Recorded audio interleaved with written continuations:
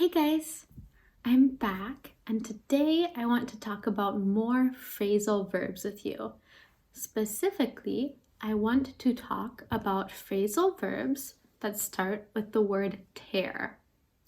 So tear is usually used with paper.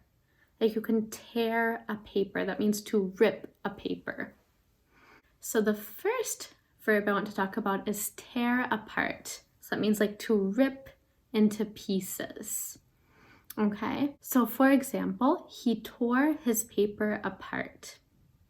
And then the second meaning with the same verb that I want to talk about is when we use it for people. So when we use tear apart for people, it means like that they're emotionally very sad, very devastated, very upset. So, for example, she was torn apart when her sister died.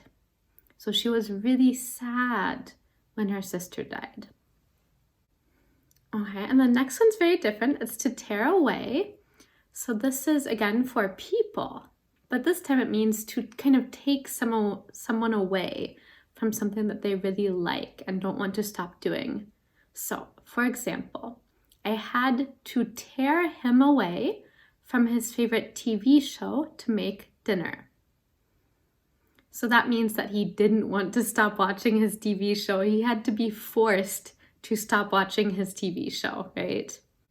The next one is to tear down. And this means to demolish, to destroy. And it's pretty much always used with buildings. So, for example, this building is old, so it will have to be torn down. So that means it will have to be demolished. It will have to be destroyed. Like we can't have this old building anymore, right? The next one is tear off. So that means you tear something and you take that piece away with you. So for example, in a lot of places, you might see a paper. And maybe on the paper, they'll write like, I'm looking for a job. I'm looking for an apartment. And at the bottom, there will be lots of numbers that you can take to call that person, or maybe email. So you can take that off, and that's tearing it off. So you could say, I tore the number off the paper. So now you have the little piece of paper with a number on it, right?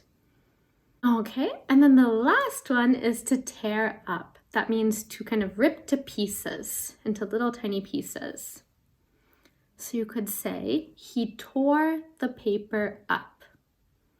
Like maybe he didn't need the paper anymore, so he tore it up. He got rid of it.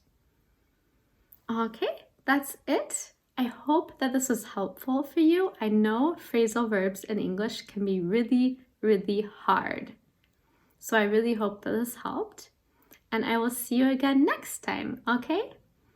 Goodbye.